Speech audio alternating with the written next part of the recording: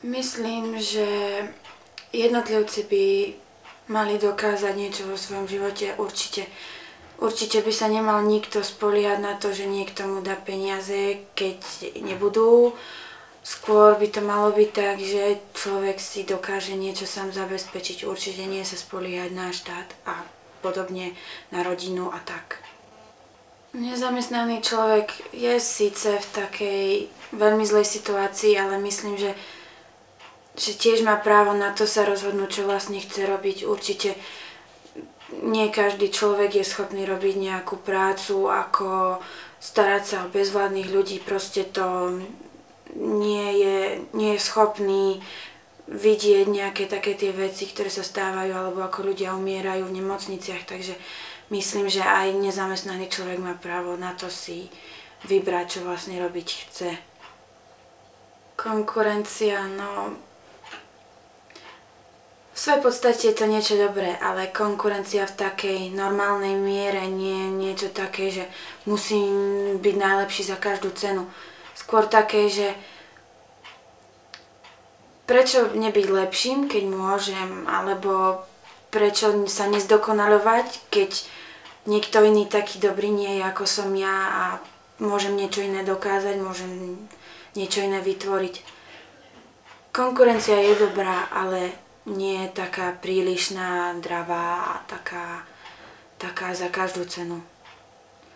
Štát určite svojou mierou prispieva k fungovaniu všetkého, takže určite istou mierou by sa mal podieľať na kontrole podnikov alebo väčších firiem. Predsa nejaká kontrola tam pre niekoho byť musí, nemôže byť človek taký, že teraz vlastním obrovskú firmu, tak teraz si môžem s ľuďmi robiť, čo chcem, môžem im dať platy, aké chcem. Musia robiť to, čo vlastne chcem ja. Takže myslím si, že nejaká taká kontrola by tam určite byť mala. Myslím si, že platy sú dosť diskutabilná vec. Je to...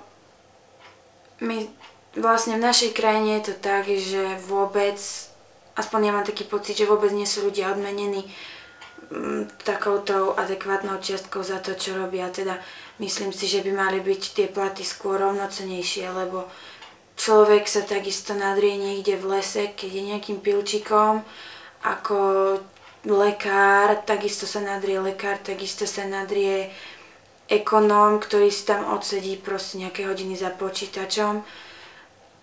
Každá práca je iná, každá práca je namáhavá. Myslím si, že by sa to mohlo troška zrovnoprávniť. Myslím, že v obchode a priemysle je dobré, keď je tam taký správny pomer súkromných a štátnych vecí. Keby bolo všetko štátne, tak máme všetci pocit, že je to všetko iba riadené niekým jedným človekom. Keby zase bolo všetko súkromné, tak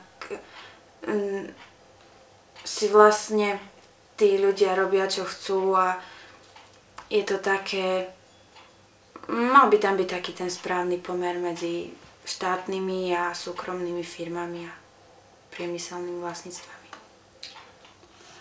Ľudia sa podľa mňa dostávajú do takých rôznych situácií núdza alebo bezdomovci a podobné veci, nezamestnanosť.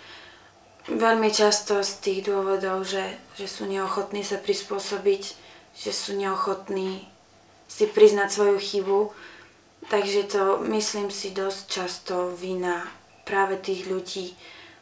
Myslím si, že dosť často vidíme alkoholikov, vidíme ľudí na drogách a nemyslím si, že by to bolo spôsobené nejak strašne inými ľuďmi, inými faktormi. Skôr je to na tom ich odhodlaní, že nemajú dosť vôle skončiť s nejakými takými problémami.